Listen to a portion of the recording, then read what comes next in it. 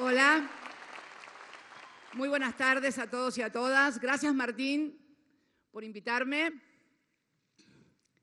Gracias a todos y a todas las lomenses que hoy nos acompañan. La verdad que quería estar aquí. Quería estar aquí hoy en este día tan especial porque Cunita para mí fue, ya lo expliqué la última vez que estuve acá en Lomas, un programa de los más caros a mi corazón. Y la verdad que esta reedición de Cunitas 2 me gusta más que la que habíamos hecho allá por el 2015. Con lo cual se ve que todo programa se puede mejorar y ampliar. En esta oportunidad va a garantizar, como la asignación universal por hijo garantiza que los chicos vayan al colegio y tengan control sanitario, porque si no, no se puede cobrar la guache, la cunita, para poder tenerla, va a ser necesario comenzar el control prenatal desde el primer trimestre. Con lo cual, es un adelanto sustancial. Esto no lo teníamos.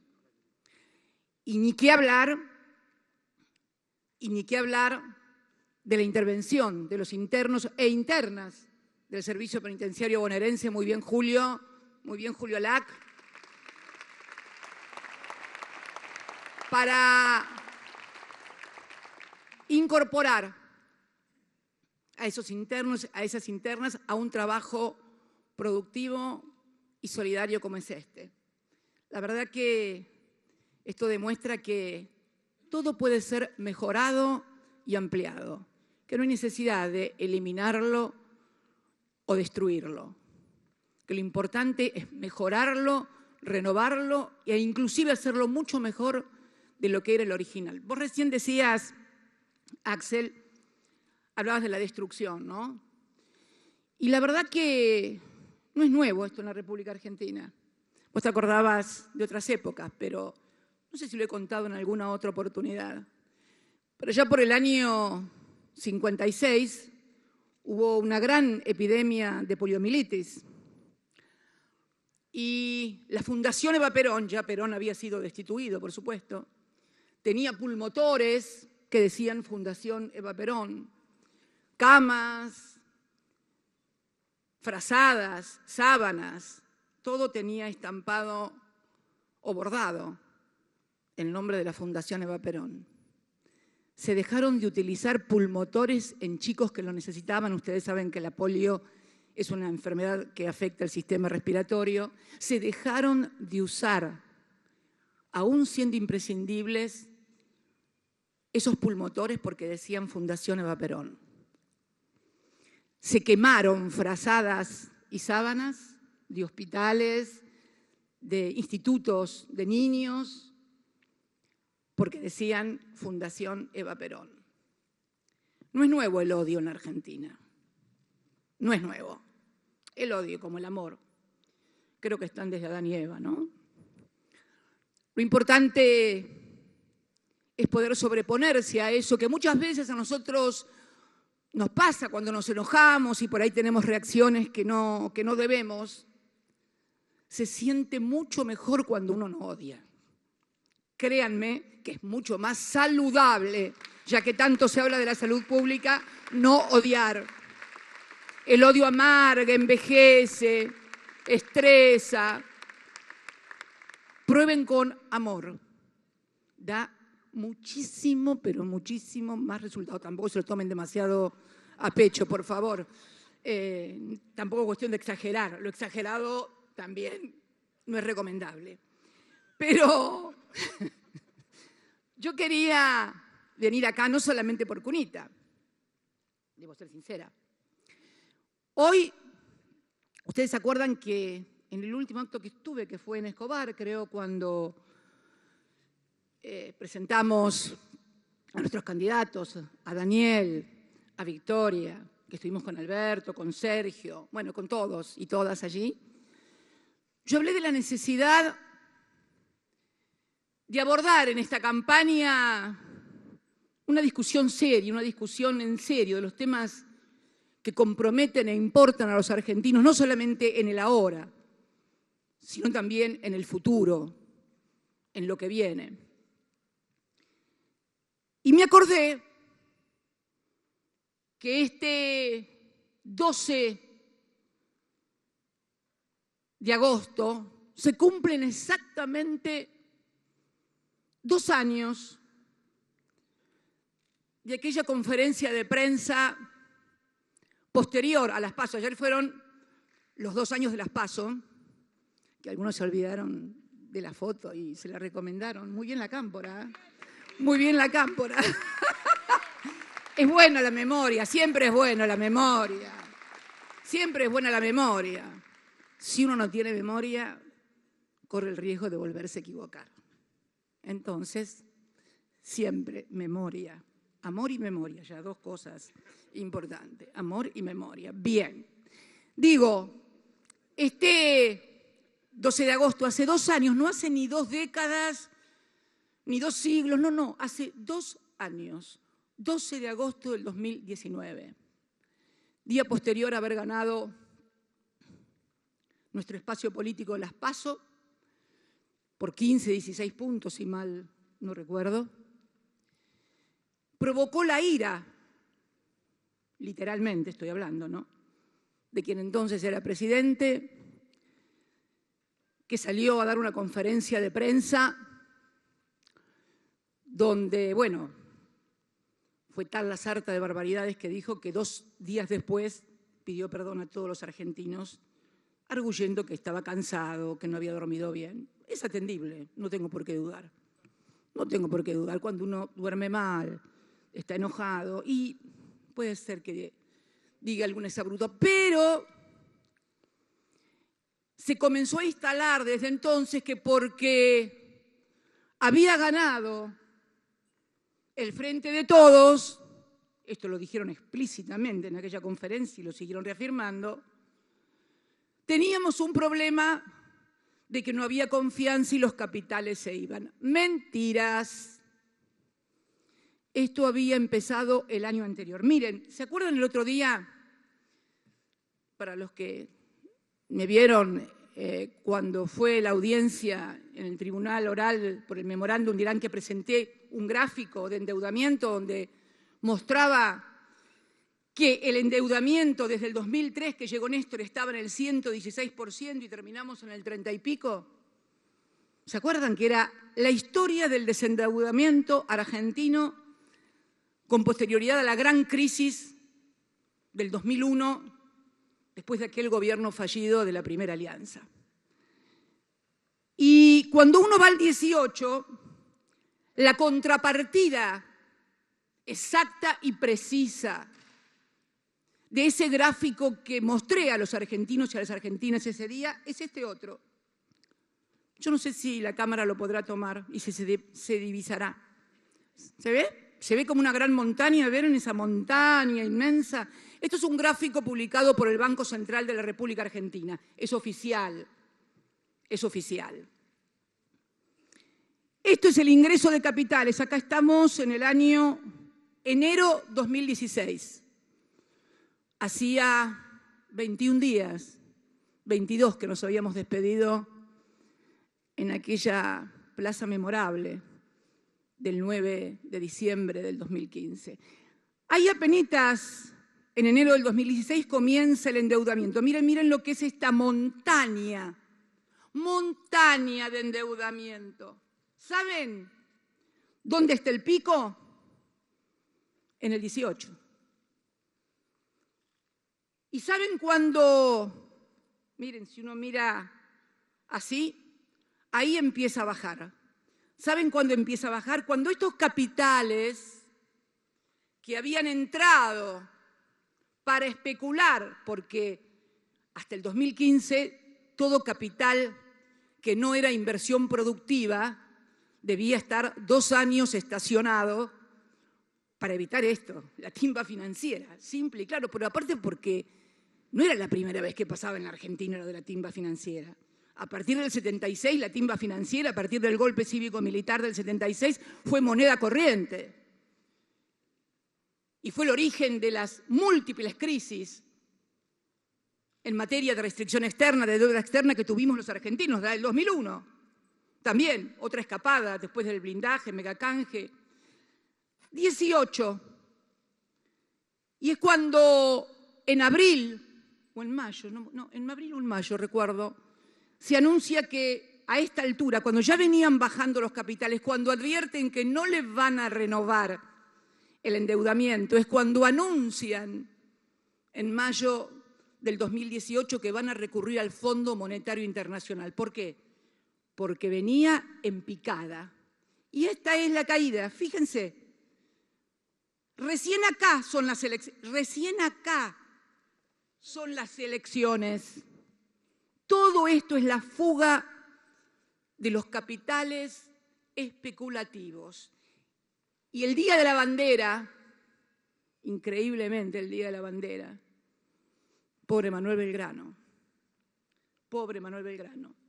anuncian que acordaron con el Fondo Monetario Internacional aquel famoso préstamo de 57.000 millones de dólares, de los cuales ingresaron 45.000. Como vemos, el endeudamiento y la crisis, el Frente de Todos no tuvo nada que ver. Es más, creo que el haber ganado las elecciones es parte de ese fracaso y de ese endeudamiento que la gente percibió como un gran fracaso luego de aquel gran triunfo de Néstor Kirchner en el año 2005, cuando desendeuda por primera vez después de décadas al país. Y ese 12 de agosto enojado, enfufurroneado, comienza o sigue la salida de capitales. ¿Qué se debería haber hecho en ese momento? Haber recurrido a la restricción cambiaria, a cuidar las reservas del Banco Central para evitar que siguieran fugándose plata. Nada de eso se hizo. El 1 de septiembre crearon una restricción que se podía comprar hasta $10.000. Solamente y recién después del 28 de octubre, cuando se habían ido del país exactamente 22.524 millones de dólares. Presten atención, argentinos, porque el enfufurroneado no lo va a pagar esto, lo vamos a pagar todos y todas. Miren, al 9 de agosto había 66.000, todavía 309 millones, estaban ingresando los fondos del Fondo Monetario Internacional. Seguía bajando. El 2 de septiembre se van 13.163 millones. Al 28 de octubre, 9.740 millones. Después de haberse ido esos 22.000 millones y de haber perdido las generales el 28 de octubre, ahí recién impone la restricción de no poder comprar más de $200 por persona. ¿Y qué hicimos en el Frente de Todos entre ese lapso, mientras se rifaba alegremente el país, mientras no se ejercía con responsabilidad la primera magistratura? ¿Qué hicimos? ¿Qué hizo Alberto Fernández? En un ejercicio de responsabilidad institucional, salió a decir, lo recuerdo muy bien, que ese precio del dólar estaba bien. Y comenzó a comportarse en los hechos, porque ya prácticamente lo era también como presidente. Y el otro se empezó a comportar siendo presidente y teniendo las responsabilidades que le impone esa alta y honorable magistratura, se comenzó a comportar como un político de la oposición, a recorrer el país y a dejar que se llevaran la guita. Los dólares salían, fluían desde las arcas del Banco Central.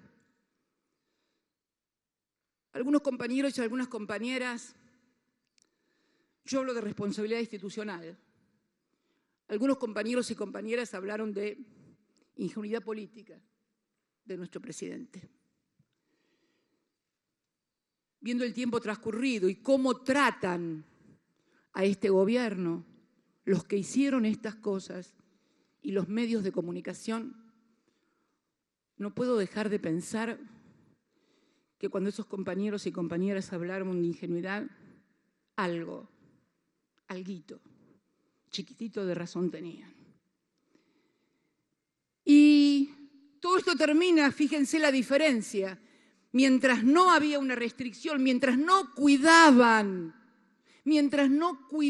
y protegían las reservas del Banco Central, 13.163 al 2 de septiembre, 9.740 al 28 de octubre. Cuando se hace la restricción, ya en noviembre baja a 115. Fíjense, 13.163, 9.740, 115. Y fíjense, el 2 de diciembre ya ingresaban 439 positivos, 54 positivos al 10 de diciembre. En total, esa diferencia de 15 puntos que habíamos obtenido y que después se fue a 8 por el ejercicio de la responsabilidad institucional, le costó al país 22.524 millones de dólares. Ellos ganaron 8 diputados y diputadas más con eso, que hubieran perdido de haberse seguido con el número de las PASO. Deben ser los diputados y diputadas más caras y caros de la historia. Digo, si lo tuviéramos,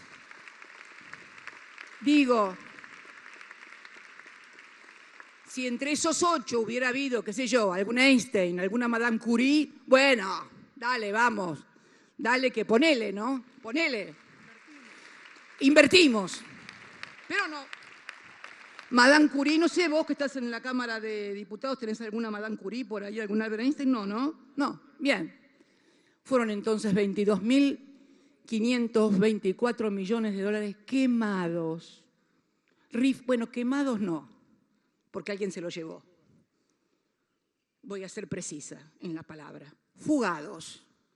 Alguien se lo llevó, quemados no. Yo siempre tengo un refrán cuando me dicen alguien es loco. ¿Mastica vidrio? ¿Quema plata? No, bueno, entonces no. Es cualquier otra cosa, pero loco no es. Y entonces, en estos 2 años, de aquel 12 de agosto, a los 3 meses y 10 días de todo aquel desastre, de todo ese desastre dado, la pandemia. Este viernes no, el próximo cumplimos 1 año y 5 meses de pandemia.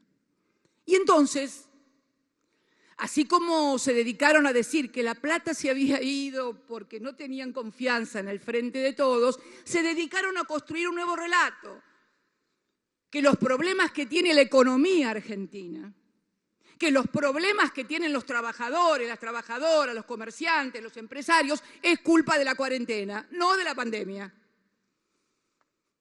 Con una formidable maquinaria mediática que la conozco. No crean que me asombra, no crean que me sorprende, la conozco porque la sufrimos en carne propia. Y ahí sí me atrevo a decir, tal vez, en carne propia, inclusive en la carne propia que ni siquiera pasó por la puerta de una unidad básica en su vida. Pero no importa. Y hoy cuando estaba por venir acá, leí un artículo que quiero comentarles, porque ejemplifica absolutamente esto que les digo de una maquinaria mediática destinada a que la gente esté convencida de que lo que está pasando en la Argentina hoy pasa acá y no pasa en ninguna otra parte del mundo. Que esto es producto de la política económica, que esto es producto de la cuarentena, que esto es producto de lo que fuere, nunca de la pandemia. Y hoy antes de venir para acá, leía en el diario Clarín, evangelio mediático de la oposición, así que leía un interesante reportaje. Una persona muy conocida, la hija de una conocida presentadora que almuerza desde hace muchos años en la televisión y que hoy almuerza o cena a su hija. Salen declaraciones suyas en una entrevista que le hace un periodista en una radio y que las reproduce el diario Clarín. Y habla, porque es muy interesante como ejercicio de comprensión para ver cómo funciona esto y cómo funciona en todo el mundo. Y cuando digo en todo el mundo no hablo solamente de nosotros, que pensamos y sentimos y tenemos una mirada diferente. No, hablo de una persona que obviamente no puede ser tachada ni de K, ni de populista, ni de peronista. Al contrario, en las antípodas, una persona que tiene un buen pasar, buen nivel adquisitivo, una persona mundana. Y habla de ella desde París. Dice Marcela Tiner, y la voy a nombrar porque la verdad que no es nada descalificativo, al contrario, estoy relatando algo que me impresionó, cómo se impresionó ella. Está en París de vacaciones. Marcela Tiner desde París, Radio La Red. Y está el fenómeno Messi, que todos hemos visto y hemos seguido en estos días en la televisión. Impresionante, realmente. Y muy, muy orgullosos los argentinos y las argentinas también de que un compatriota, ¿no?, genere y despierte esos sentimientos, esa admiración, esa pasión, ese amor. La verdad, a mí me pone muy contenta y muy orgullosa. Bueno, ¿qué decía Marcela en París con el periodista por la radio? ¿Sabés cómo le dicen Santo Messi? Cuenta cómo le dice la gente a él. Porque no solamente es el genio, el talento y todo lo que representa, sino, atención, paren la oreja, sino la facturación que se ha movido de golpe en un país que está sufriendo la pandemia con muchos negocios fundidos. No había facturación de casi nada, París es un país muy poderoso. Sigue, todo esto es textual, por eso lo estoy leyendo porque es textual de Clarín. Es un país muy poderoso, Francia, segunda potencia en Europa, pero pasan, atención, pasan las mismas cosas en todos lados a nivel de vida diaria. Acá exigen los barbijos en los negocios para ingresar, crisis económica muchísima, dice, los locales están vacíos. Yo viví 9 años acá y trabajé 18 años para este país. Muchísimos locales están en alquiler, punto. Nunca lo hubiera imaginado. En la vida diaria suceden casi las mismas cosas que en nuestro país. Y de Yapa, la Yapa les doy ahora, quería comprarme una gorra del PSG y te digo que los precios son altísimos. Bueno, bingo, cartón lleno. Pero, ¿qué fue lo que me impactó? Que su sorpresa frente a lo que pasaba económica y socialmente, era genuina su sorpresa. Pero entonces, si esta persona de alto poder adquisitivo, que es mundana, que tiene relaciones en el mundo, creía que las cosas que pasaban aquí en el país solamente pasaban acá, que no, y le sorprende ver que en Francia, segundo país de Europa después de Alemania, pasa lo mismo que acá. Claro, esa mujer está sometida al mismo bombardeo mediático de televisión, de radio, de periodistas, todo el día diciendo que lo que pasó acá no pasó en ningún lado.